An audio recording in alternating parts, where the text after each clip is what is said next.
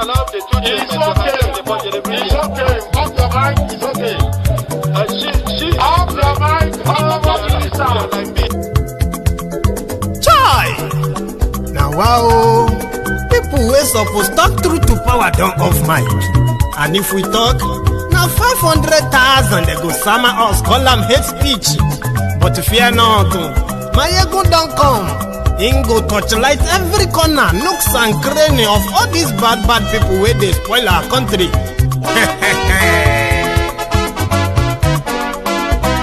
So my people make we laugh, yo yo. My ego don't come, oh yo yo. My people make we shout, oh yo yo. My ego don't come, oh yo yo. My ego don't come, man of the masses, oh yo yo. My ego don't come, oh yo yo. My ego diary political, oh yo yo. My ego don't come, oh yo yo. This one not the off in mind, oh yo yo. My ego don't come, oh yo yo. Can in the touchlight every corner, oh yo yo. My ego don't come, oh yo yo. Okay, some people be they holla say they want the power. Chai, them be promise us say we go get light and power. Nah. Them hustle sote they can't get the power. But now they know they do anything with the power. Sure. Every day, dollar just they get the higher power over naira. Still them talk say make we off mind. But thank God say my ego don't come. So my people make you laugh, oh yo yo. My ego don't come, oh yo yo. My people make we shout, oh yo yo. My ego don't come, oh yo yo. My ego don't come, man of the masses, oh yo yo. My ego don't come, oh yo yo. My ego diary political, oh yo yo. My ego don't come, oh yo yo. This one not they off in mind, oh yo yo. My ego don't come, oh yo yo. Person where they do evil, no one make person talk. Them say that my yegun, that man too they talk. He too they talk. Say my yegun diary, he they hot like pepper. But every day then they take money in bulk. Woman picking, they the street they hawk. Still them talk say make we no talk. But thank God say my yegun don't come. So my people make you laugh, oh yo yo. My yegun don't come, oh yo yo. My people make you shout, oh yo yo. My yegun don't come, oh yo yo. Man of the masses, oh, yeah, yeah. My ego don't come, oh, yeah, yeah. My ego diary political, oh, yeah, yeah. My ego don't come, oh, yeah, yeah. This man not the off in mind, oh, yeah, yeah. My ego don't come, oh, yeah, yeah. Aha, now you not done here, all these bad politicians, then we call themselves politicians. When they thief our money, we no want make the common man get waiting supposed get for this country.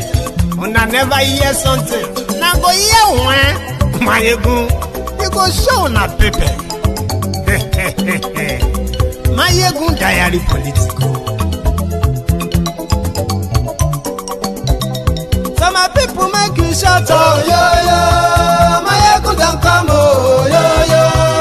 My people make we laugh, oh yo yo. Come.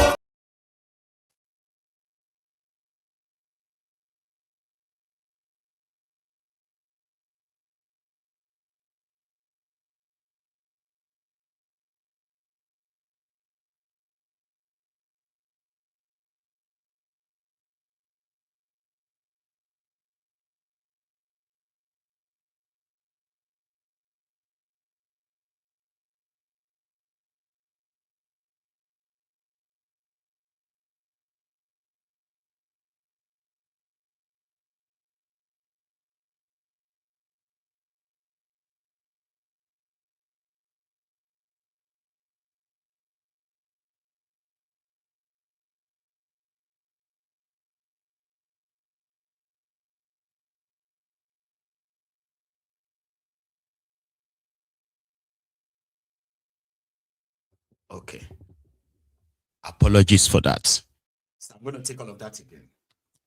So I didn't know that the sound was muted. So let's take that again. Okay. So thank you so much for joining me. All I have said is basically to remind you to read beyond just the caption of the broadcast. Read the description as well. Okay. So, and then like it, share it, invite your friends, and usually your not so friendly friends. So, apologies for that mix up. I've been battling with a lot of technical stuff behind the scene. There's so much going on right now, honestly, right? But we can still do our catch up. So, thank you so much for joining me. Now, last week, when the report of the attack on the ADC gathering when Peter Obi was in Edo State was making the waves and all of that online and even like offline across Nigeria, as the perpetrators were pretty much never caught. There were those who have taken advantage. Sorry, I don't know why I'm having this flash. Sorry about that. So there are those who have probably taken on to social media to further sort of like push more threats in this instance. So Peter Obi attended the ADC event, which was the Obidient and then the former governorship as candidate in the Labour Party candidate in the Edo State. Apata was crossing over to ADC. So Obi and others were invited. Afterward, he went to Oyegun's house, where they were indeed attacked, more or less like an assassination attempt, until the security around them fired back and the dogs disappeared. Then we have had different supporters of APC, Egbekegbe, and those who are also from Edo State who have made some other useless comments to back the attackers in a way, in order to further chase out the opposition. That's the plan. And just a few days after that, this young man took to Twitter, right? And he started rolling out different threats. And this was kind of like caught the attention of a lot of people, that why would you go to the extent of making a direct threat in this way, right? I'll show you. I think I have it on the screen. Right, put it this way. So he said they want to be against his entrance into Edo State, but he mistook their resolve to his Obidient online noise. So he should thank his stars that he survived this one. So he said, I learned he's going to his state, which is a river state. No wahala. My men go handle that one, and they know they miss target. Speak no peace to a bastard and wish him no long life, for he's destined to die one. Like, what the heck, man? Right? So people started kind of like taking it up with him, that what is wrong with you, man? But it was more or less like thinking he's anonymous in this instance. So people said he should drop his location and they will come and see him. And it was like, come to a hotel, the blah, the blah. Meanwhile, he's just a private nursery and primary school teacher in Obiakpo in Rivers State. So when they got tracked down, they found that his name is Stephen Udeme, who claimed to be a prince and linked as a linker to the Atike Tom, that's another king, former militant leader in the Niger Delta. So it's just a village private school teacher who has who have access to social media, and then it was there spewing this kind of bile. Like, what kind of hatred would be in someone, okay, towards somebody that's, I don't think they probably have anything in common that will make him hate him that much, enough that he actually wishes him dead. And they don't have the same feeling towards the people who are doing this to them, like ruining the country as it is currently being governed, right? So it's been reported that he actually called himself engineer anyway. So Mr. Stephen Udeme was finally arrested by the DSS, who I believe are still holding in from what we have heard. So the Obedients, as a movement, have decided to react to that, and to others too. Remember, it was the Edo governor who initially said he could no longer guarantee Obi's safety in Edo State. So if he was coming to Edo, he must tell him, like he must inform him and receive the clearance from him. And that seemed to be the dog whistle. So with the attack or attempted assassination of Obi in Edo State, which they have managed to play down, and there is no police investigation on that, not that I kind of like know of, right? So for people who have the same mindset, looking forward to a time where they could just probably just take him out. I'm like, why would you be so hateful, so hateful? That's not politics anymore. There must be something beyond, right?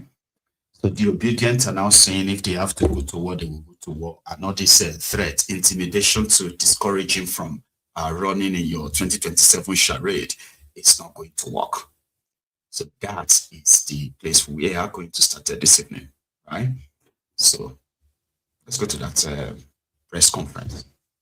Warning. His Excellency Mr. Peter Obi contested under the platform of the Labour Party, in the last presidential election. The same pattern, the same thing was what they were trying to do to him: intimidate the Labour Party members, attack them at different places and meetings. But at the end of the day, they lost the election, to him. In even critical places here in Abuja, the APC, lost to him. In Lagos, the APC with their presidential candidate and their might lost to Mr. Peter Obi. What they should know is that you cannot kill an idea that his time is right. Peter Obi is an idea that his time is right and his time is now. So whatever violence they try to bring, we are ready for them now. And we're going to match them, eye for eye, leg for leg.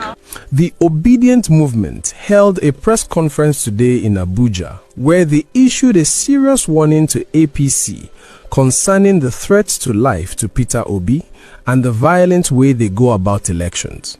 It's a very interesting press conference. Let me allow you watch it. Enjoy. Obidient Movement North Central Press Conference held on the 4th of March 2026 at the Obidient National Headquarters, FCT Abuja. Warning to those attacking or threatening Peter Obi. Ladies and gentlemen of the press, fellow Nigerians and Obedients, we welcome you. As you must have known what the subject matter is, we also want to let you know that we have taken our time to investigate what happened in Edo State. What led to it? Those behind the dastardly acts, their subsequent threats, and what is likely their move. That is why we did not rush out with a statement immediately.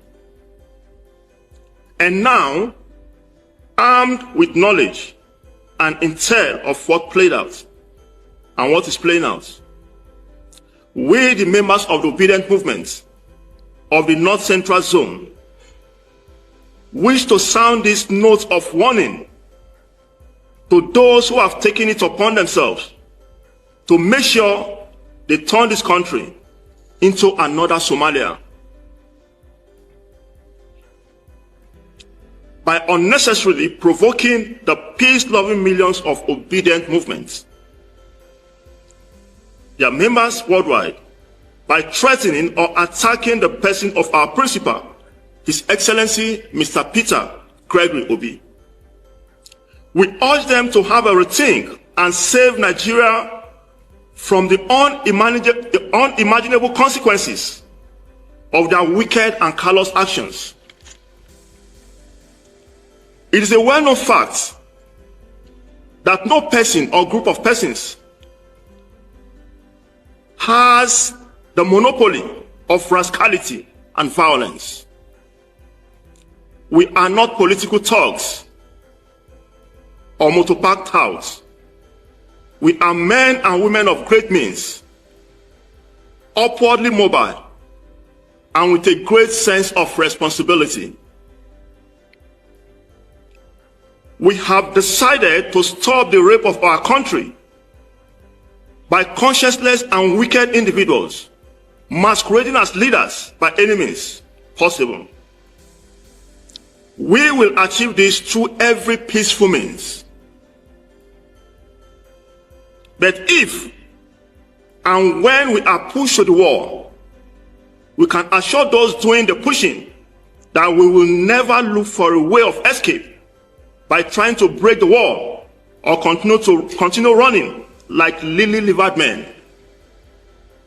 Instead, we will definitely pay the cowards in their own coins, because Nigeria belongs to all of us. We also want to let those bent on intimidating and cowering the rest of us through violence know that we know all of you, your paymasters, and even your rat holes where you are hiding. Any more attacks or threats against Peter Obi will no longer be treated with silence or without consequences. Be it known to you all, wishing Peter Obi death, that just as Trump survived every attack during his campaigns and went ahead to win the presidential election with an unprecedented landslide victory, and he is today rescuing the world from the grip of wicked men without conscience, like those of you in Nigeria,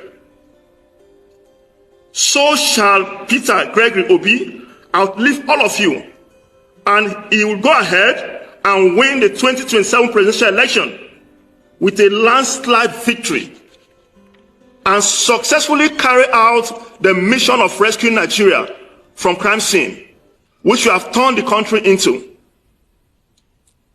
That is what the God most... His Excellency Mr. Peter Obi.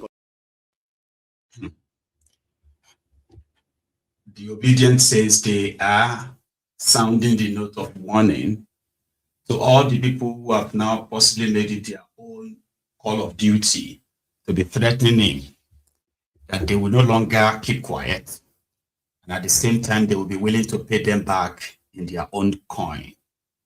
How are they going to do that? I don't know, but I would love to see it. Because mostly, the people who have been very much physical with, or should I say, those who have been actioning their threats, they've always been the APC. We have seen them shown in a few places that the 2027 elections, if it holds, right, is not going to be a tea party.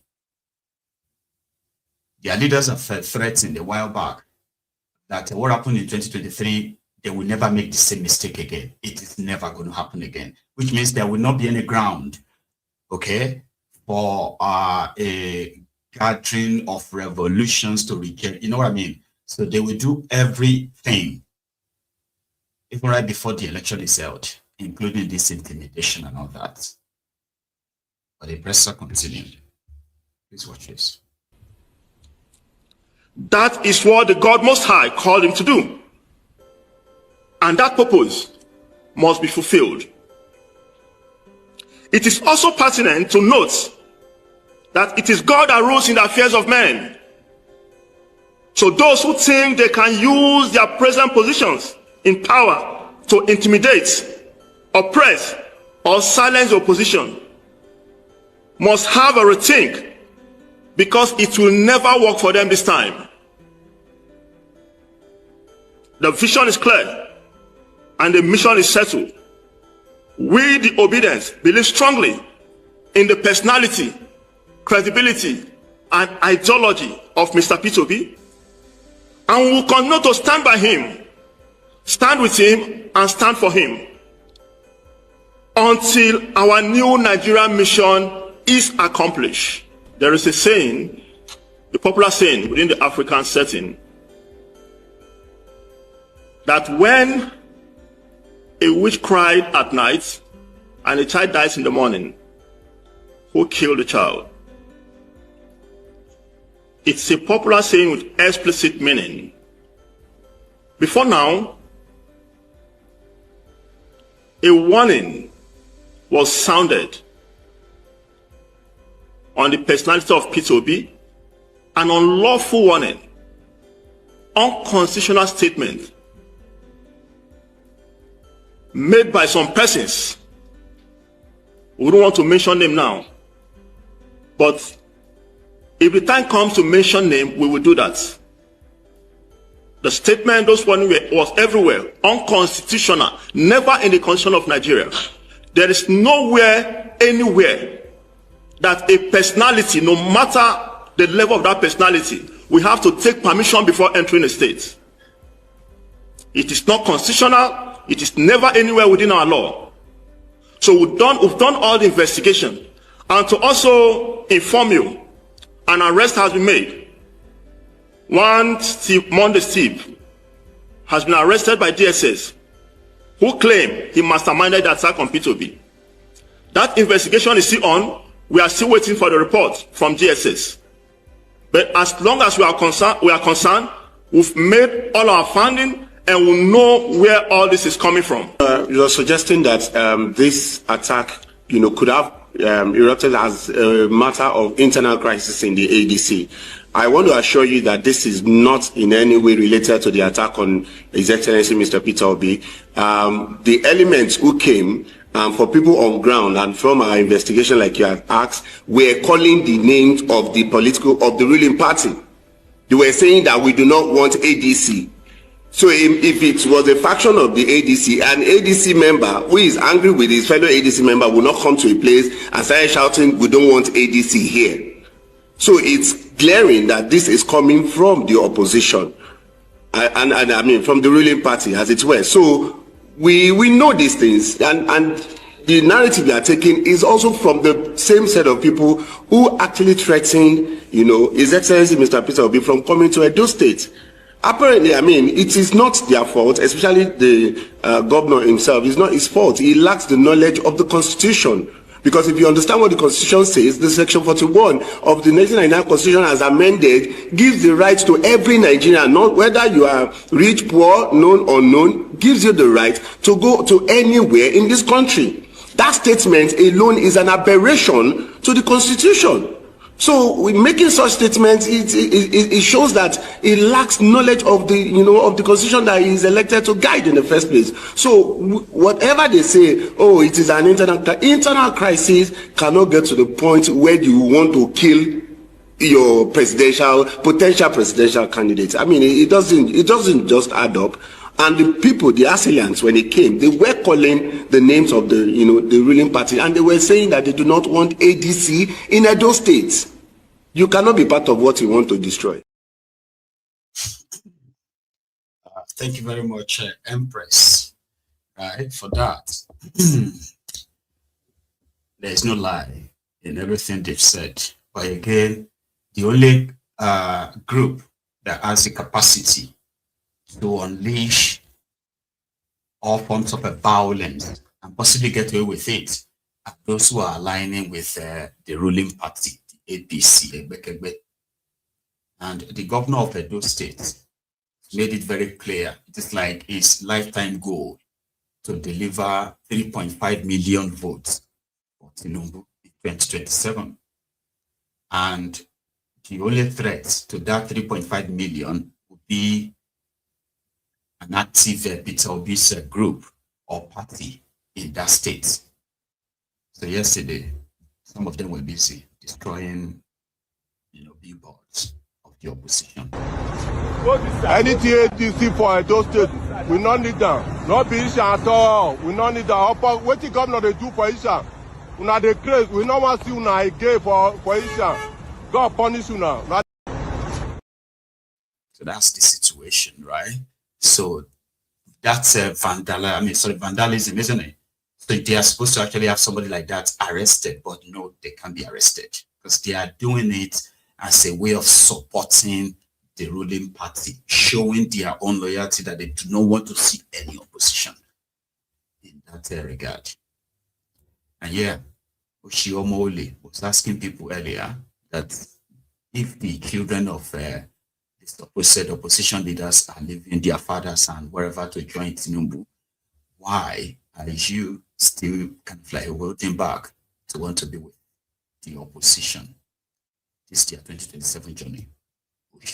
Not too long ago, the son of a former vice president, who is also a presidential aspirant, always an aspirant, sometimes a candidate, sometimes an aspirant, but he's never neutral. But he has never won. The son of a former city vice president, a founding father of PDP, abandoned his father and joined APC so that President Bola Ahmed Tinubu can continue to do the good job he has started. If you think there is an accident, listen to this.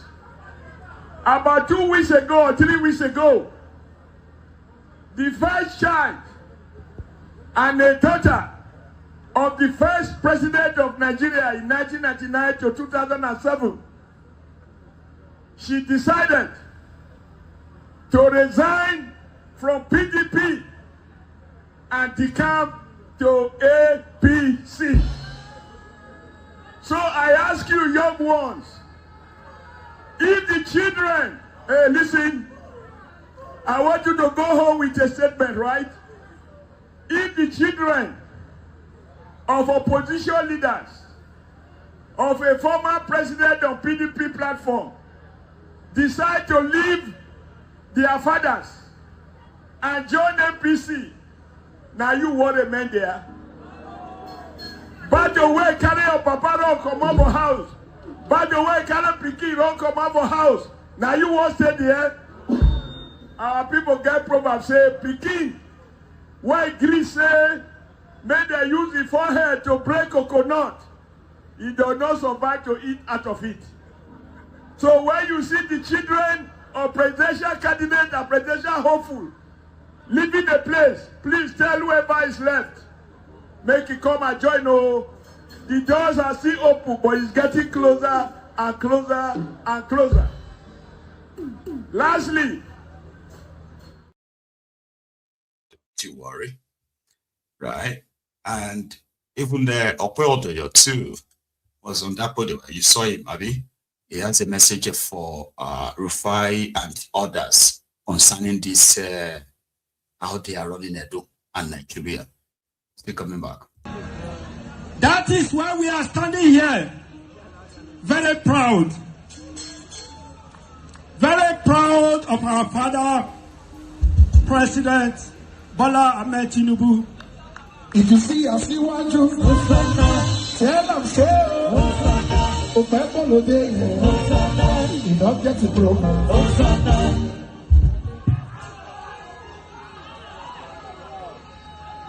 When we say it is settled in Edo State, do we mean it or not? When we say 2.5 million votes, do we mean it or not? I will use this opportunity to invite Rufai and Ruben Abatu of Arise TV. I will also write you a special letter. By the time you spend 2 days in Edo, you will vote for Asewaju, you and your wife. If you see, I see one you.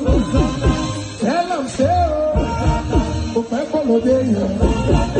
don't get to grow. I will take you out. I will drive them by myself. I will take them from one project to another project. 2 days, 1 week is not enough to go around. But I will just take them around for few sites. Then we will know whether there will be the one to now go and start campaigning for Asewaju or not. Come on, see you.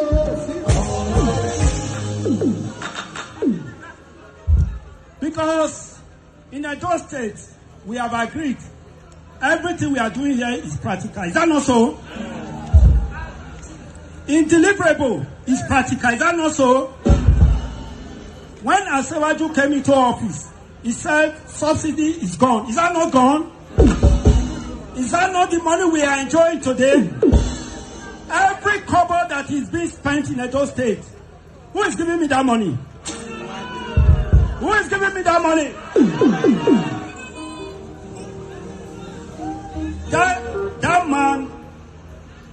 That man, today, we already have 30 governors.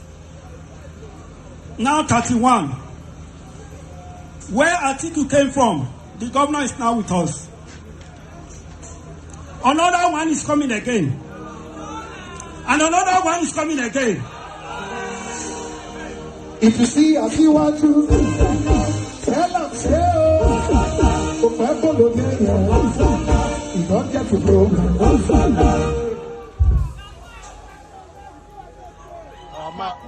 So tell me, if 33 governors, even if we are sleeping, how are they going to do it? So maybe just get up. So they are expecting 33 states under the control of APC for 2027.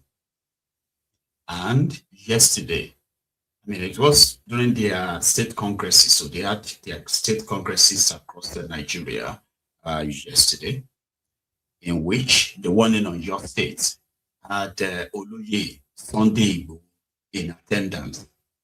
And that has generated viral reactions all over the place, from Yoruba Nation advocate to Tinubu advocate. That switch, a lot that happened since 2021 to 2026. All of these reactions, right? We are going to react to. But first is attendance.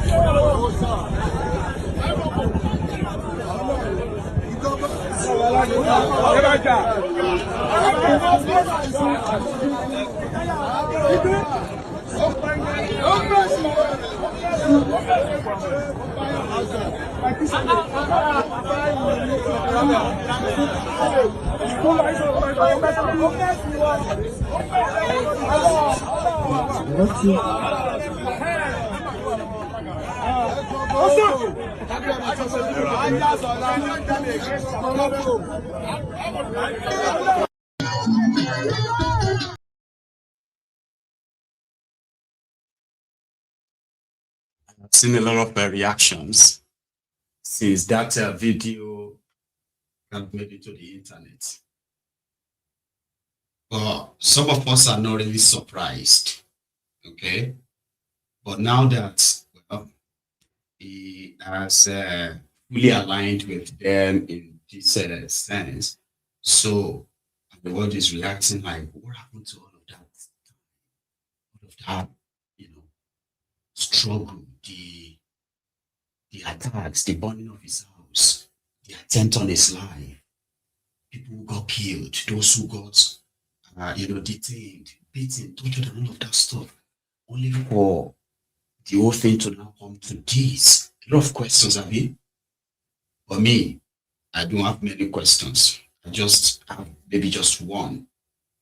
And it's a rhetorical question. It's not a question that requires an answer. Okay? Because I am kind of like, I was part of that. All that transpired during that time. And a lot of you here were also part of it, enough that you even committed your resources, your money, your time, your prayers, your physical presence, your protested and all of that. So my whole question is that, what is it that they promised him now that he decided to go all out for them this way, okay? And just jettisoning all of that stuff that time, for now, that Buhari didn't offer him that time. I said, I was a little bit privy to some of these behind the scene moves back then, when they were sending people to warn him, sending people to make him an offer. And what were the offers? Initially, they said he should stop all that nonsense he's doing. When they realized that there were actually a lot of people who supported what he was doing, going after this the Fulani settlement, the Fulani terrorist settlement, who have become the den of kidnappers in Yorubaland. Then they started kind of like playing it cool in an advisory way. You know what? Buhari wants you to stop this. And whatever you want, they will give it to you.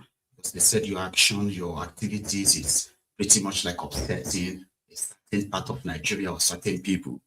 They are not really happy, so that they really, really want to take an action against you. But if you stop, whatever you want, they'll give to you. And I bet people actually told him that all he needed that time was not even to join APC. It was just to keep quiet. Stop going after this Fulani terrorist in the forest. And he can live his life quietly, peacefully, and enjoy his money. His brother could still be alive today. His friend could still be alive today. Like, right? But he didn't take all of that. Then he lost so much that those who mocked him, those who laughed at him, those who wanted him dead. I mean, the same people who have now turned the table to say, it's a Yoruba thing, it's a Yoruba thing. It's not. It's the people who knew then that the reason why Igboho became a target, the reason why they put a target on his back, was simply because he insisted then that the Yorubas must take charge of their own security enough to chase away the Fulani terrorists in the forest. It wasn't just people like talking about it. He went after them physically, encountered them. And that upset a lot of them in Buhari's government, that they put a target on his back. So they gave him a lot of offers then, and he didn't take them. But right now, what I'm aware of is currently doing things on a promissory note. One, DSS, nobody's coming after him anymore. You could travel to Nigeria, travel out of Nigeria, we shouldn't worry. But his bank accounts are still pretty much frozen. That's what I don't get. What kind of conditions they gave him? They are making arrangements for him to see Tinubu. Sure, you get, like, very soon you're going to see him with Tinubu. But my own was, I would expect that, most of his losses have been like replenished. They've given him back everything. The worth of all they've taken from him. They've released the corpses of those killed in his house. And then they've like dropped all charges, everything against him. But they haven't really done that. What they have done is just to be like, you know what, we are not looking for you. But officially, they haven't cleared that. But it's like going all out for them in this sense, about then the reactions of a lot of people. They made this same offer to Nnamdi Kanu. Some are saying that only a mad person fights for Nigerians, a mad person fights for the people who don't want to be fought for. Right? They made the same offer to Nnamdi Kanu. Right? And somehow that one rejected it outrightly.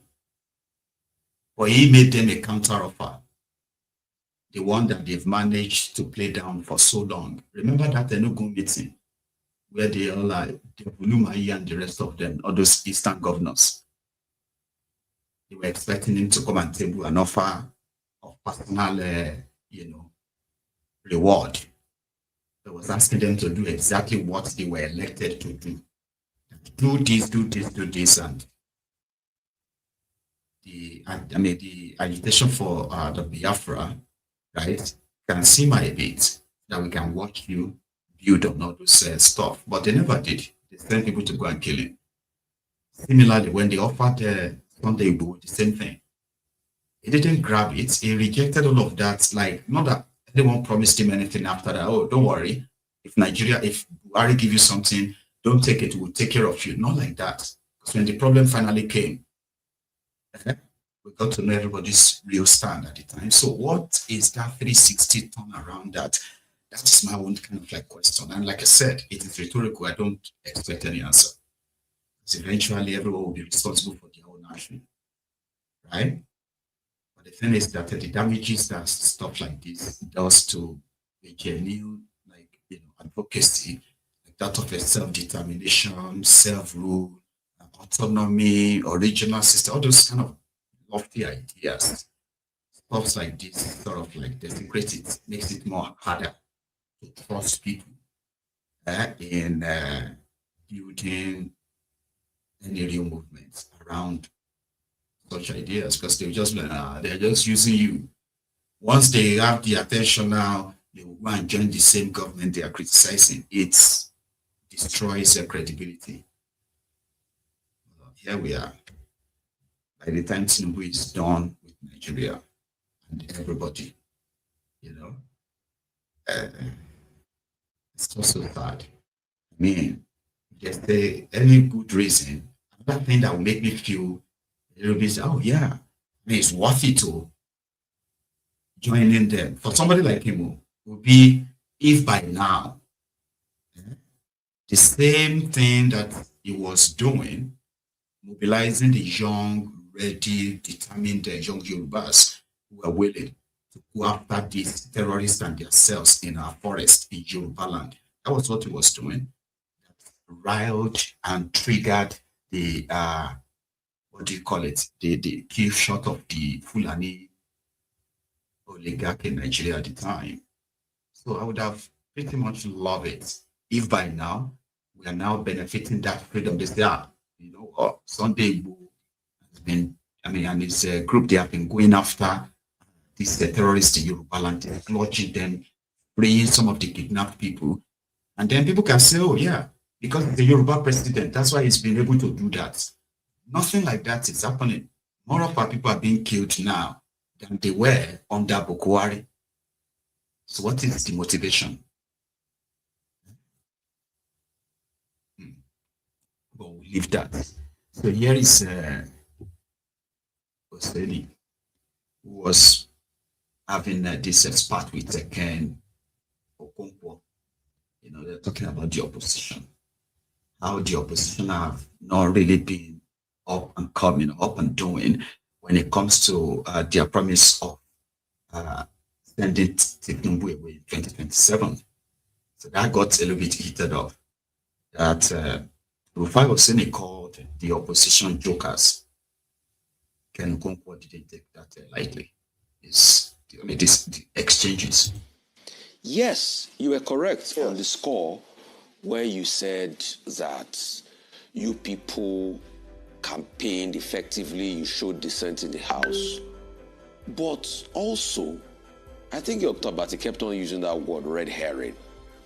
The transmission became a red herring that the things like this one, Section 84 that you're not talking about, the lawmakers didn't focus on it. And they stylishly slotted that in.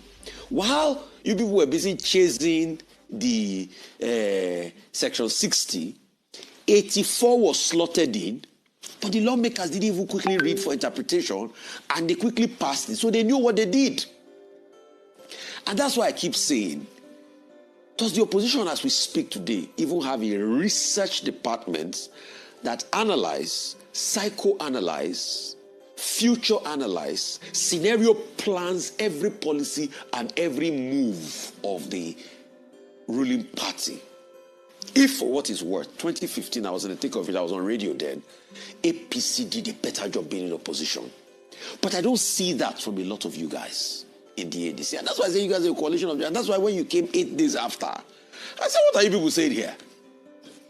Because people were so focused on Section 60 that they put this and embedded other things. See, I want to tell you this. It is only Section 84 you are saying. Do you even know the other things they've put that you don't know that they've signed into the law as we speak today?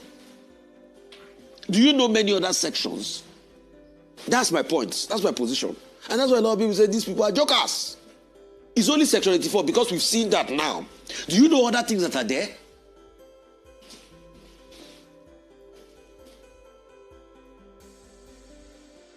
I would like you to respond to this point I made. All right. First of all, you're entitled to your own opinion, and I respect it. It is just like my saying that the journalists who are actually supposed to be the watchdog, that they are operating on the realm of intellectual fraud.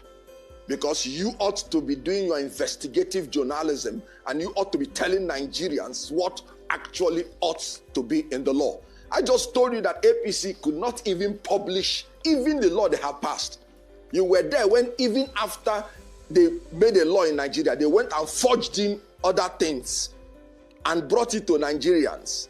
And yet you're saying that the people that are confronting them are jokers. And it was us, if the you would allow me that to revealed that with Dansuki, the same journalist you are blaming. I was the one that took that document with Dansuki. Hold on. And put it up for you not to blaming see. you. ADC We are not jokers. It is intellectually fraudulent for you to say we are jokers. I want to tell you, and I mean it sincerely, that the journalists have not lived up, the modern journalists have not lived up to the expectation of Nigerians. If you recall, journalists fought the military, fought them, and now even civilian regime, you are telling me about our big jokers. Now, let me even tell you that you are saying that what have they done?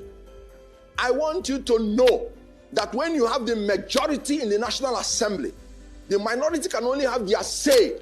Except you're saying that we should use gun and go and shoot everybody there. You will still be the person that will say, no, we have exceeded our boundary. So the majority will have their way, the minority will have their say, and they are having their say. All the things you said we are embedded, they were not even published for argument. I told you they settled on particular provisions before coming back from recess. And when they came back from recess, it was different thing altogether. And the opposition still labored. They shut down the opposition. The committees, the two committees, harmonization, could not even meet. And you're saying they are jokers? No. That's intellectually fraudulent. Between Rufai and Kenneth Okonkwo, but you, Doche, son of that legend actor, Peter Obi, has also taken it upon himself to fire back at Rufai for being so rude and all of that. Initially, I wanted to know what his question was, if he was making a point or if he was asking a question. But eventually, it is Rufai. But you? Is this not the same Rufai Oseni? Same Rufai Oseni that was caught driving against traffic. I think he drove on BRT lane. I think that was last year or 2 years ago or 3 years ago. I don't know. Somewhere in Lagos. Rufai Oseni, same guy. He drove on BRT lane, which is wrong. And when officials caught him, instead of apologizing, and admitting that he was wrong, what was he saying? He was saying that he was shouting, "Do you know who I am? I'm going to call the governor of Lagos State." Is it not the same Rufai Oseni? Same Rufai Oseni that is insulting people on national TV, all in the name of doing journalism. My friend, shut up and sit down. Shut up and sit down. I'm talking to you. You don't have no rights. You don't have any moral justification to talk where people with integrity are talking. I mean, you're talking nonsense on national TV. You're a very disrespectful person. You have no respect for the laws of this country. In fact, if somebody like you becomes president, believe me, you'll wipe out Nigerians. Are you not the same person that was caught driving on BRT lane? You could not even apologize. If not because somebody had a video was made. That was the only time when you saw the video, that was when you came on national TV to apologize. If there was no video, what would have happened? This is what you do. Just imagine the other ones that we've not seen before. How can you invite somebody? Who taught you journalism? Believe me, who taught you journalism? The first thing they should have taught you is to respect your guests. If you have a guest and you're talking in a particular manner and the guest does not like it, first thing you do is to apologize to that guest. Make the guest feel comfortable, then you continue with your question. How can you tell a guest that if the guest is not comfortable, the guest is free to walk out of the studio, and you call yourself a journalist? What nonsense. Who taught you journalism? Rufai. I am talking to you, Rufai Oseni. You're not better than anybody out there. You're a very disrespectful person, and you should go and learn journalism. You are insulting people on national TV. The video is there on the internet. It's there. Somebody can call it up. Call up that video and post it, and you will see who Rufai Oseni is. Same Rufai Oseni that is insulting people, acting like God on national TV, making your guests very uncomfortable. They form like you get Nigeria. You are the most concerned citizen. You are more concerned than all of us. My friend, shut up. Shut up, Rufai Oseni, I'm talking to you. You have no moral justification to talk to anybody on national TV that way, because you're not better than any Nigerian. You are not. If nobody will tell you, I will tell you to your face, Rufai Oseni, you are getting it wrong. That is not journalism. You are even laughing. I saw you I watched this video. You are even laughing at your guests. What rubbish? Who taught you? Where did you learn your own journalism? Which country? Where? Huh? You're a very disrespectful person, Rufai Oseni. You're getting it wrong, and I'll tell you to your face. Listen to me.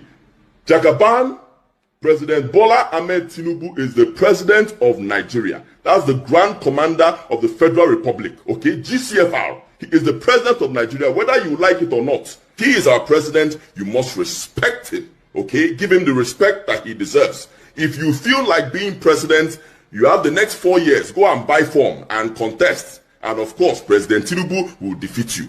The man just came in. He's been there for just months. Give him time. Rome was not built in a day. You're not better. You, Rufai Oseni, I'm talking to you. You're not better than any other Nigerian out there. Ordinary to apologize because you drove on BRT lane. You couldn't do it. You were shouting on the road. If not, that camera caught you shouting that you want to call the governor of Lagos State. So how are you better? Stop it. Have respect for our president. And the man deserves to be given time to work. Rome was not built in a day. He's been there for a couple of months. He needs time to fix the country. That's a you. So he's one of the leaders of Relax. Tinubu is fixing Nigeria movement. There are so many movements who are. By the time you get to 2027, the support group that they would have formed for Kolu will not be less than 5,000. And that is just being conservative or being moderate. Everybody is forming their own group right now. Support group, go and register, they will pay you. Go and register and they will pay you. Everybody is doing their own bit. Meeting up. Those who are linking up with Sheyi, those who are linking up with Aloja, those who are linking up with Baja, the rest of that, all over the place. Right now, it is basically not because he's doing well. They know he's not. And that's how they are going to pamper you, treat you and all of that until they get you to 2031. If Kolu lasts that long. Okay? Because I don't think your charade is ever going to change that. It's not going to be. Just look around you. Right? Not the opposition. Even leave the opposition. Take a look at the institutions that ordinarily should have been there to be the umpire. So you know where they are. He was even asking the new chairman of INEC a few days ago about their 2027 going to. Says that under Professor Joash Amupiton, election of 2027 will be the best ever. Is that a promise that you can give us? By the grace of God, election of 2027 will be the best election that Nigerians will have. Because Nigerians of 2023 is different from what you have in 2027. People are much more aware. And you know the correlation between election and development. Nobody is happy about the classification of Nigeria as an underdeveloped country. So we want a situation where our process will be able to guarantee the confidence and the legitimacy that people will want to see in their system.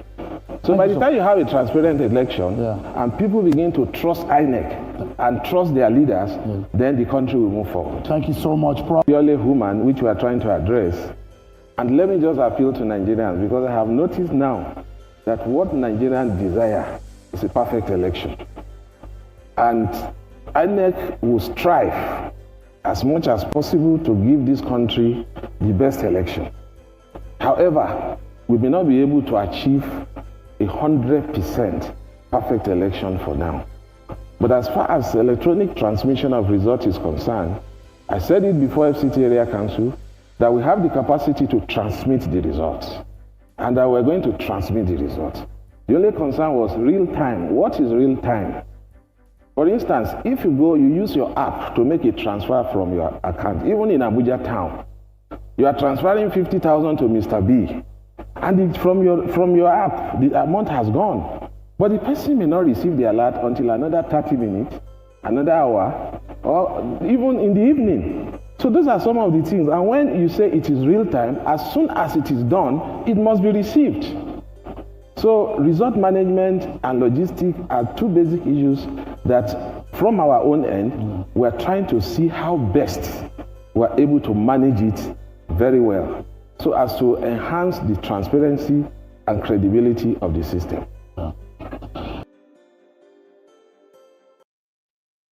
Very nice talk.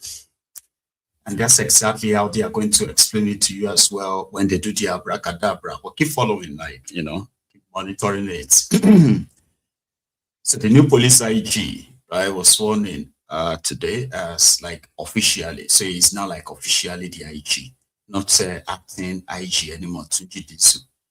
And he is also kick-starting what he called the state police kind of setup. So every state can now set up their own state police, while the National Assembly will begin the process of legislating on that and making it law. It is politics, man. But here was when Disu was officially sworn in again. Known to me as Inspector General of Police, except as may be required for the due discharge of my duties as Inspector General of Police, and that I will devote myself to the service and well-being of the people of Nigeria. So help me God.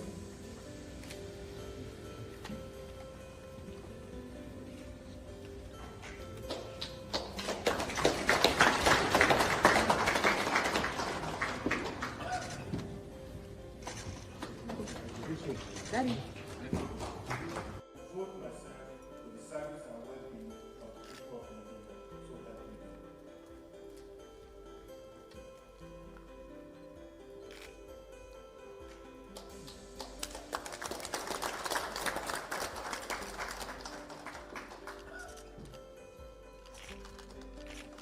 Bringing law and order to the table. Like I mentioned earlier, I've made up my mind to ensure that my officers get to know that we are working for the people of the Federal Republic of Nigeria, and the citizens of the country are our bosses. The committee was set up early this morning to look into the issue of state police from the angle of the Nigerian police. We don't want it to seem as if others are taking decision and we, the most important people concerned, did not do anything. We want to ensure that the best thing is done. State police has come to stay, and the police should be able to contribute their own part in making it succeed. The police are not afraid. Our jobs are not being taken. It's just an issue of partnership. So state police, the idea behind that is that all security is local. I think is that what they say? Yeah, all security is local. So therefore, let the people who knows their communities police their communities officially. So the idea is to allow indigenous people provide kind of like a primary security, intel and the rest of that could be used by the higher authorities like the police, national police, or the other higher authorities than it is currently set up. But who is going to fund it? How is it going to be funded is yet to be ascertained. Who is going to be in control of it? The states or who? They haven't really cleared that part as well. But like the local government autonomy, Tinubu knows that there is no part of your law that currently gives the local government the autonomy to collect their money. It went to Supreme Court, and Supreme Court ruled that it should be paying the local government their money directly. This was far back as February 2024. That's like 2 years ago. But guess what? They are already using that as Tinubu's achievement, that the local government autonomy. But yet, no dime has been paid directly to any local government in the last 2 years. They are still being paid to the governors. So this one is also similar. Just look at the framework and you realize that there is almost none, but they are already signing it up as years, well, time shall tell. Regional police. This man has something to say. Live for us here in the studio. Thank you so much, AIG, for joining us tonight. Thanks for having me. I appreciate it. Thank you. You saw the very first task. Yeah. It does look like President says, I want it, and the IG has already taken action on it. What do you make of that? Well, when the president leans on any side, it's a presidential order. Mm-hmm. The IG has no choice but to toe the line. But state police in itself is not a bad thing. But I'm happy the president made a remark. He said, in the past, the present shape the future. And the question is, have we learned from the lessons of the past? And in an election year, can state police take off at such a critical moment in our national life? I have, like I said, state police. The government has toyed with the idea of state police or localizing the police to the subnational in various ways. But the challenges are daunting. No doubt the security challenges are daunting. And the question that I may ask is, the insecurity in Nigeria largely due to the absence of state police? I think there are many other factors. The issues of corruption, the issue of weak governance, the issue of politicization of the police. There are so many factors. And if you go behind from 1957, when the issue of regional policing was discussed, the minorities raised observation. And that's one of the factors that the Willings Commission in 1957 tried to deal with.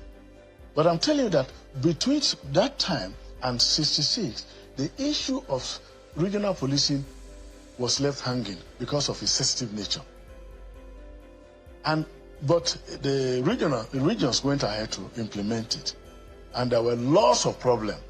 And that led to the government then, I think 1966, the General Aguiyi-Ironsi, as the Supreme Commander, as I was then called, set up the Gobi Panel of Inquiry.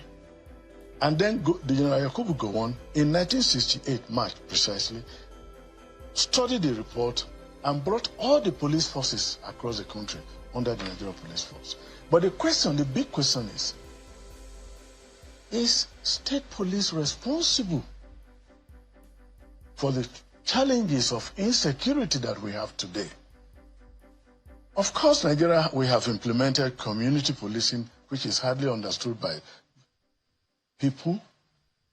we have the former government, the government of General Buhari, brought about the Special Constabulary, and the Police Act of 2020 addressed that. But the question is, these steps have not been tried. You have AIGs deployed to the zones. Have they been given that power to operate in their zones as they should? Of course, no doubt there is concentration of power in the center. But the experiences of the past that our big political leaders, like the sage Chief Awolowo, Sardauna, Tafawa Balewa, Zig, that in handling the issue of regional policing was difficult and there was problem. And then we come about one police force. One simple solution. Do you know why state police cannot work in Nigeria? Nothing. You need to understand that nothing that is built on this fake 1999 constitution is going to stand the test of time. None of it is going to fix Nigeria's problem. Because here is the thing. The way the power is centralized, concentrated at the center, but that fake constitution already defeated the purpose of the generalization of security in this sense.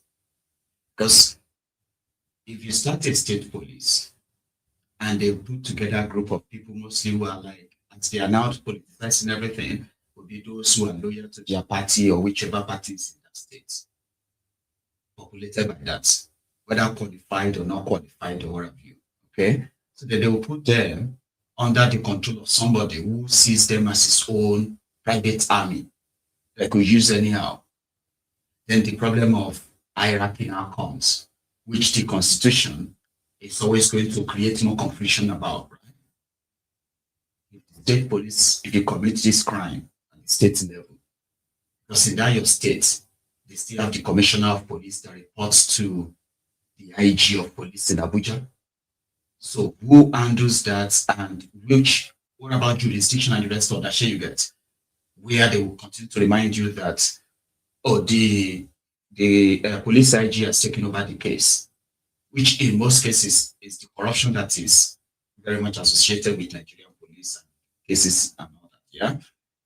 Once the IG of Abuja takes it from that place, forget about it, you know?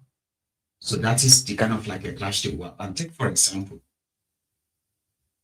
they used to have what they call the forest rangers, or forest guards in Nigeria. Somehow, that just fizzled out. Why? And they started talking about it. Meanwhile, others brought the idea of creating their own local security outfits that will be funded by their different estates. And in the western region of Nigeria, Yorubas set up Amotekun. And that was supposed to be the kind of like a child of necessity, where the Nigerian army or Nigerian police and the rest of them have displayed their pretty much like incapabilities of destroying the network of terrorists spreading into the region. So having Amotekun in this fray means they were meant to be equipped, trained, equipped so well for the real task that prompted their creation. Then they ran into the what do you call it, the legal lacuna, which is the 1999 Constitution. They followed everything that the law allowed them to do. Oh, you need to set up legislation by state assembly must pass this, blah, blah, blah. They all did. Everything went well at the state level. When it got to the federal level, where their fake 1999 Constitution was there to truncate all of that, they ran into a stormy water. A deliberate one, because setting up such group at that time would be running contrary to whatever agenda that Bokwari and his gang, they were all operating at the time. So what did they do? They removed the most crucial thing that makes this group of people useful. the type of arms they were allowed to carry. So they fought over that back and forth, back and forth, back and forth, no headway. They ended up giving them pump action guns while the terrorists are carrying war weapons, automatic rifles. So at the end of the day, 2, 3 years or 4 years down the line, Amotekun is now searching people's cell phones and helping people to settle disputes. Or if somebody owes you money, you can use them to, I mean, come on. So state police, right? It is just like a political kind of like a creation to give the impression to a group of people that might think, right? Oh yeah, with the state police, this is going to resolve our problems. No, it won't. It's a gimmick. You may not know it now, but you eventually do. So back to Boki, a place called Boki. Kashan was so in Boki, in Cross River State. They've had the visit of these terrorists, where a Catholic church was attacked. All the religious materials found in the area, in the vicinity, were all put on the table and set ablaze. Similarly, a truck that is conveying fruit in Kogi was also attacked and set ablaze. People are calling them Rebadom's brothers because, you know, instead they are still our brothers, no matter what. Cross River, Kogi, 2 states in the last 24 hours. This is the altar, the tabernacle. See the lectionaries, the missiles, everything that is used to celebrate Mass, the chalice, the Siberian, Father's chasuble, everything was burnt down. Everything was burned down. Everything was burned down. Say what the people did.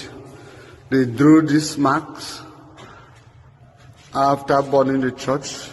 They drew this mark here on this side and here on my left. Whoever can understand the meaning of this mark, something that looks like a circle here and here. Left. They brought down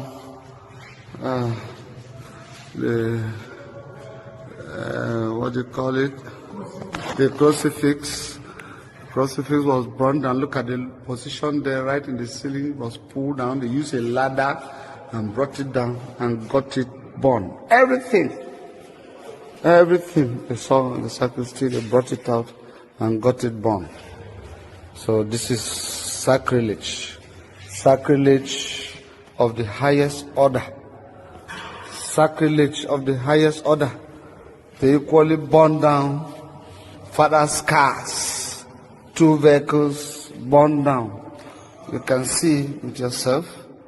You can see this is all supposed to be gold plated. They were all burned down. You understand what I mean? You understand what I mean? You understand what I mean? So this is unbelievable. We can't believe our eyes. But well, we know that justice will be done. Our God is a God of justice. If we have offended anybody, even our priest, if he has offended anybody, well, time shall tell. Thank you.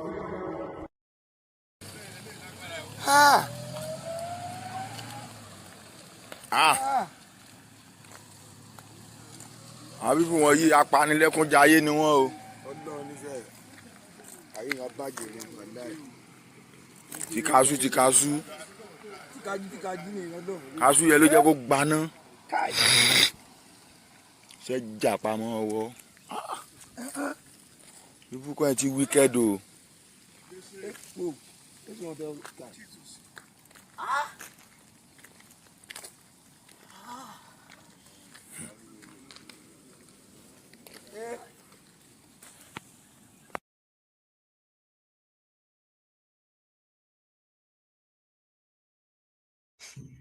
Also somewhere in Yagba West, in Kogi.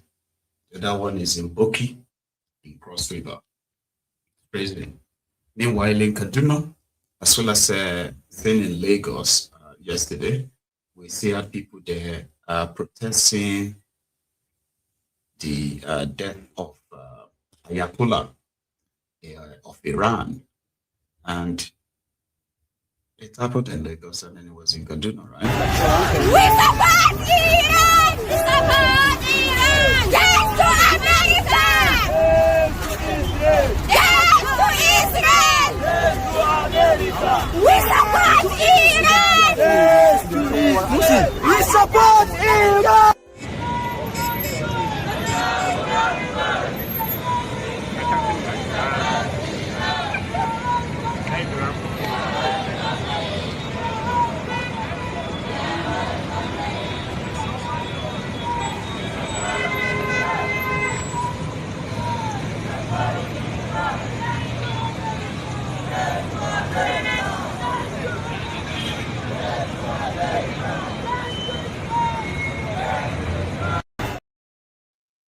The second part of the video is Lagos.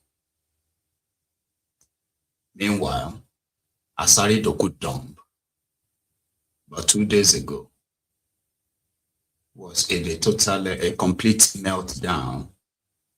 And then from nowhere, he started threatening these Americans by saying that if they send any American to Ijo land to come and take Ijo oil and give it to the Igbo, they would die. I was like, where are you getting that from? I posted that on my Eagles Diary Political, I think yesterday. And I'm still pretty much so jaw dropped, like, what is he talking about? I started. Take it. They are going to negotiate with America with Oil.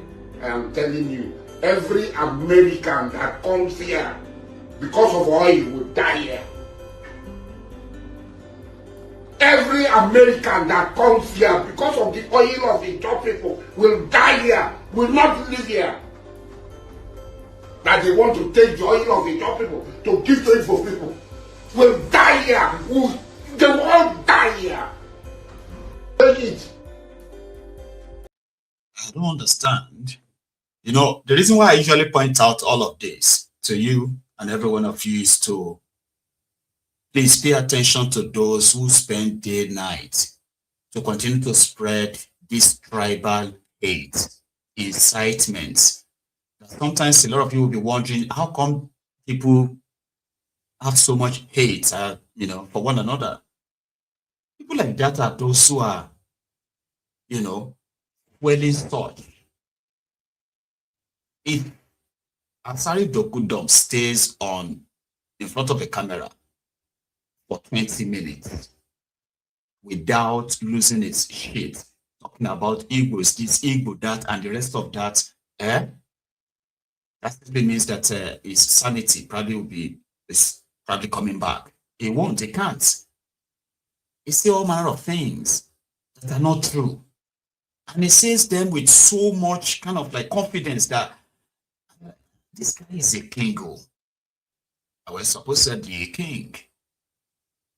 Americans are saying they want to go and fight terrorists in Sokoto and all these places. What is the business of the Igbos or Ijos with what America want to do in the northeast and northwest of Nigeria? That they begin to lose its shit. They will kill any American that comes here to come and take Ijo oil. What the hell, man? And he's doing that deliberately because in this day and time, people knows that the Igbos don't need Ijo oil because even the Igbo oil, Igbo gas, Ijo oil, Ijo gas, and Nigeria, they steal everything. Nobody is benefiting. I say,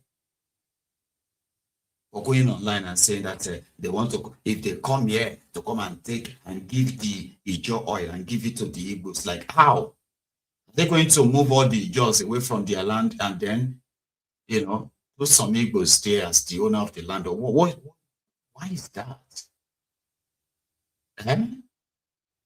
all because of this Iran wahala. So they asked Donald Trump about this same Iran and their leadership, and they said they've taken out all of their leaders. So the problem now is that who is going to succeed Ayatollah and all that kind of. Another thing is that for those of you who possibly should understand why this America is interested in these killings in northern part of Nigeria, not in all over Nigeria. So far, so good. They have not even come to the North Central since Donald Trump made that announcement, and even since when they started sending troops to Nigeria to work with the Nigerian army. They've not even been to the Middle Belt where the Fulani terrorists were killing people. But they have been to Sokoto, they have been in Borno, they have been in Sokoto and this northwest and northeast. Primarily, one of the things that Americans are pushing in their Congress, or well, the report before Donald Trump right now concerning Nigeria, the one that continue to rattle those who claim to be defender of Islamic religion, the ones that have taken it upon themselves to keep threatening fire and brimstone, not knowing that they are actually indirectly defending the terrorists if they are being sincere with what Trump said and what they are trying to project. The Middle Belt and even the core north part of Nigeria have people who are non-Muslims, Christians. These states have what they call their Sharia laws that ordinarily shouldn't even concern non-Muslims. But we have had them convicted non-Muslims to death for blasphemy. And that will make you very much lucky, like you're lucky if you are sentenced to death or convicted of it, rather than lynched by the fanatics on the street that will be shouting Allahu Akbar. The young woman gives us a bit of like an idea of what it is like to be accused of blasphemy in northern part of Nigeria. It is so flawed that all it takes for your neighbor to get you killed is for them not to like you and then come out and shout that you've insulted Prophet Muhammad. Nobody needs to actually verify or see you do that. No. That could be your death sentence. Here's the northerner I want you to listen to. Hello everyone, please I want you to help me engage in this page, this post, so that it can go popular and the right people see it, like the United Nations. Okay, first of all, in the northern Nigeria, if your neighbor hates you, if a person hates you, all they have to say is you blasphemed their prophet and you will be unalived immediately. If that person wants to unalive you, the only legit ground that you can stand on to take your life is say that you blasphemed their prophet. Now, the story of Deborah went popular because Deborah she's not a northerner. She is a southerner who is schooling in the north, is kind of living in the north. So the southern community made her story popular, but here it's a north and it's oppressing us on a daily basis. Okay, even when we the non-Muslims are trying to express our discomfort with certain rules, religious rules that they impose on us, they will equate it as blasphemy and we can be unalived. We can lose our lives simply for voicing out discomfort.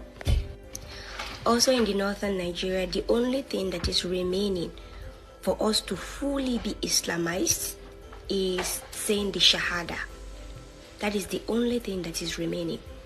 All the religious policies, religious rules have already been imposed on us. Because Muslims are fasting, you as a non-Muslim cannot eat outside. You will be arrested by Hizbah police. Hizbah police are terrorizing us.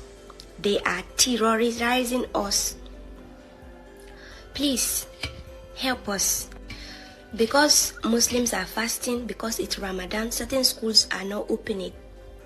Certain schools are closed. simply because Muslims are fasting. So this place, before it turns completely to Afghanistan, we need help. We need help, okay? Currently, Northerners are busy flying Iranian flag in solidarity with Iran's unaliving. They didn't arrest anybody. But when certain people flied Ukraine flag, or is it Russian flag, they were arrested, put in jail, both children and adults. If not for a very dark man who went to jail that time and saw them and came out to voice out. We are very oppressed. The worst part of it is that if you are not silent, then you will be silenced completely. You know what I mean?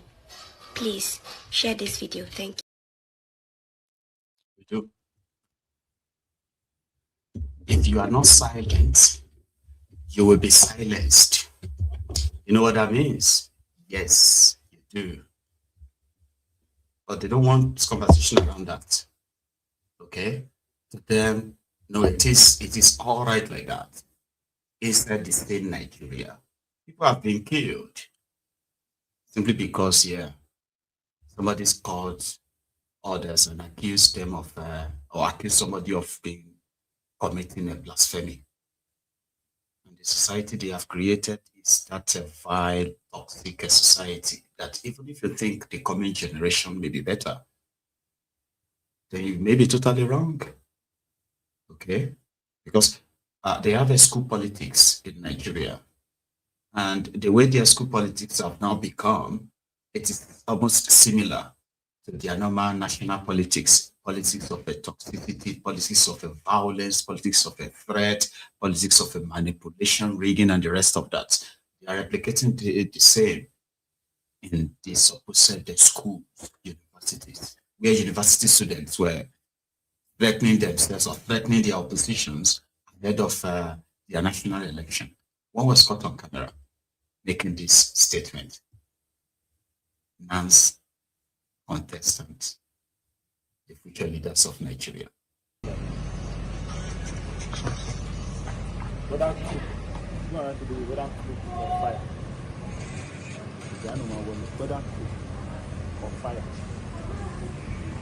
Whether cook or fire. If it takes life, that life will be.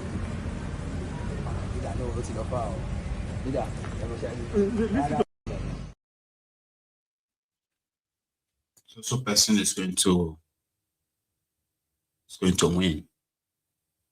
Whether it is going to be coup of election, we must be the winner. If we have to take life, we will take life. Those are supposed to be students.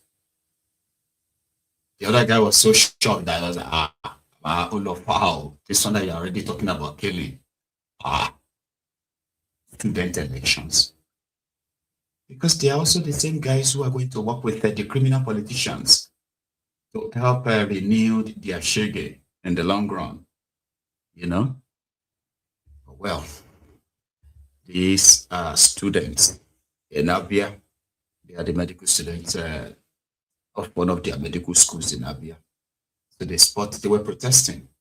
Their living conditions, no electricity, no water, no this, no that. Their governor, which is Alexoti, came around for something else, and they had to block him, held him down until he addressed them. Something that a lot of people felt like is kind of like, leader, follower, sort of, I don't know. But yeah. Because of the life issue, we don't have water. Even in the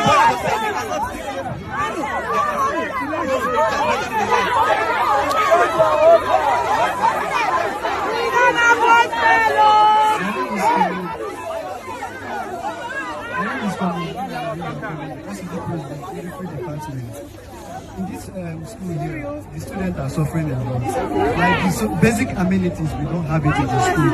As a student, here is not even conducive for us to learn. I can imagine how students read and understand in the environment. There is mosquito, no fumigation, no mosquito.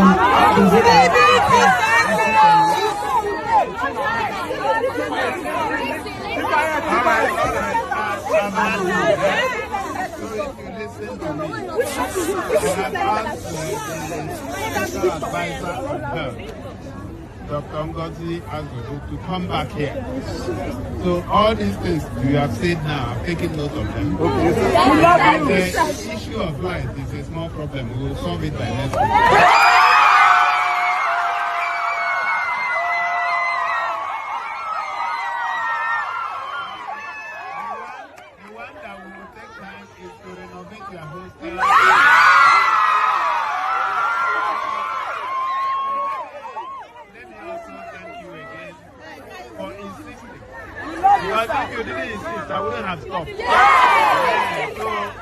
The lesson is that you must insist. Insist on your right. Right. So by next week you will have power here.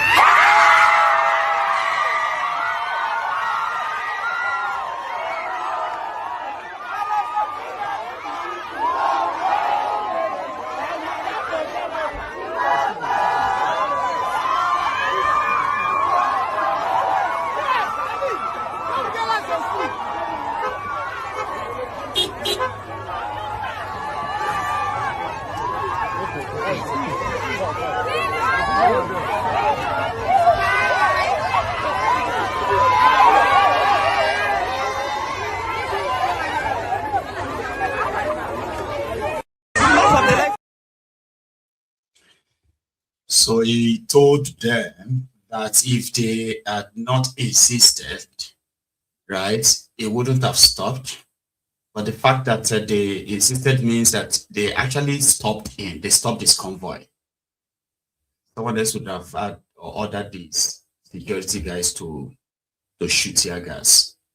And they put out a press statement that some criminals hijacked student protest and they attacked the governor. You know? So those little things there, right, they actually really do matter. But sometimes majority of the criminals running that contraption, see themselves as your leaders, and you are serving them, not them serving you. So little gesture sometimes, right, probably tells the story of a person than what paid artists usually do for them, telling you about how good, how great artists is, but character-wise, they are not. So, Oti possibly have that. Same as Confessor Shoyinka, who was with his fraternity during one of their anniversary today.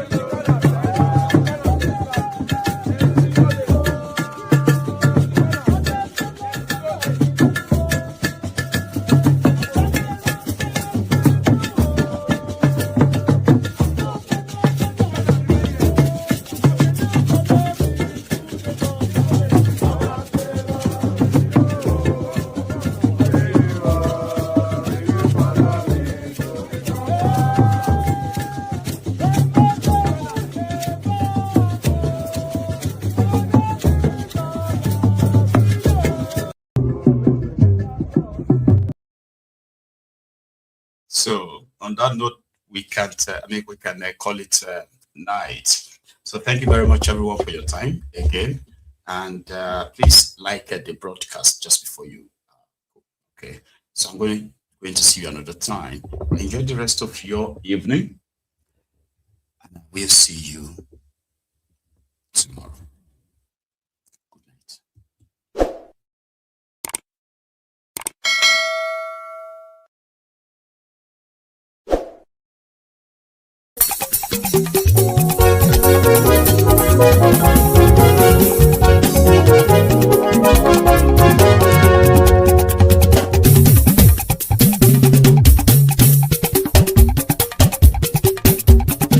Mayegun làwa mọ̀ làmọ̀ tó dòdòdò. Mayegun dayari Mayebi number one. Mayegun làwa mọ̀ làmọ̀ tó dòdòdò. Mayegun dayari Mayebi number one. Mayegun ti dé o ọ̀rẹ́ ará ìlú. Mayegun dayari Mayebi number one. Lórí Facebook lórí YouTube. Mayegun dayari Mayebi number one. Gbogbo bó ṣe ń lọ ni Mayegun já wa sí. Mayegun dayari Mayebi number one. Àṣírí ọ̀jẹ̀lú kì í bò níbẹ̀ o. Mayegun dayari Mayebi number one. Bó bá ṣe eré àní Mayegun máa wí. Mayegun dayari Mayebi number one. Ó sì tún ṣe eré wàá gbọ́ níbẹ̀ o. Mayegun dayari Mayebi number one. Mayegun dayari Political. Mayegun dayari Mayebi number one. Godfatherism kò sí lọ́rọ̀ Mayegun. Mayegun dayari Mayebi number one. Ẹ farabalẹ̀ sẹ́ o kẹgọ́rọ̀ lẹ́nu o. Mayegun dayari Mayebi number one. Àní Mayegun làwa mọ̀ tó dòdòdò. Mayegun dayari Mayebi number one.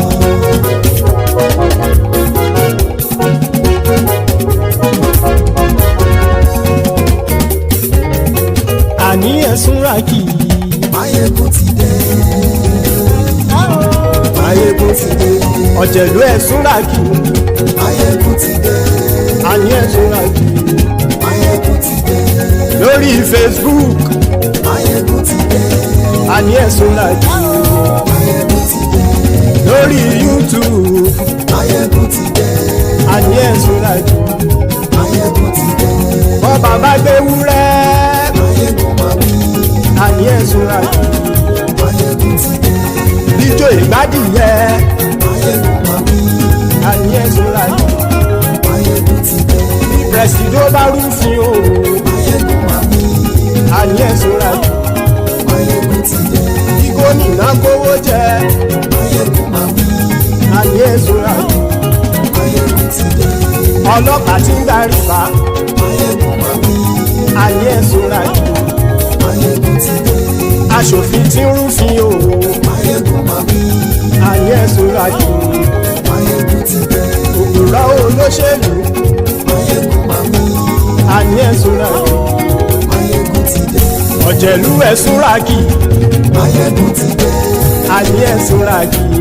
Mayegun ti dé.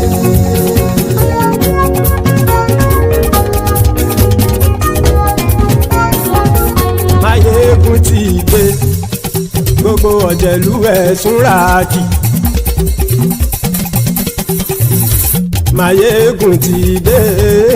Gbogbo ọ̀jẹ̀lú ẹ̀sùn ràkì. Ṣùgbọ́n ní bá ti ṣe èyí tó yẹ kí wọ́n ṣe, ọmọ bá dèrò ní fi wọ́n níran o. Mayegun ti dé. Gbogbo ọ̀jẹ̀lú ẹ̀sùn ràkì. Mayegun ti dé. Gbogbo ọ̀jẹ̀lú ẹ̀sùn ràkì. Ṣùgbọ́n ní bá ti ṣe yìí tó yẹ kí wọ́n ṣe, ọmọ bá dẹ́rọ̀ òní fi wọ́n níran. Wọ́n fowó bẹ́ẹ̀ o. Mayegun ó sọ pé wọ́n ò fẹ́ bẹ̀.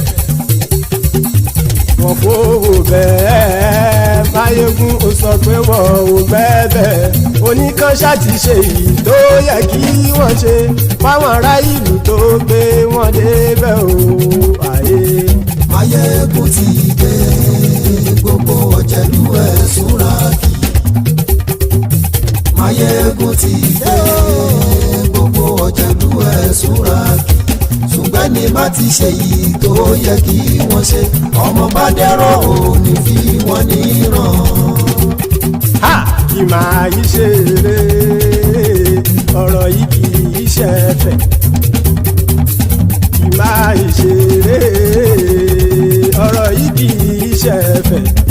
Ẹni bá ti lè lẹ́bọ̀ lẹ́rù o ọmọ bá dèrò kàṣàyè tú wọn síta.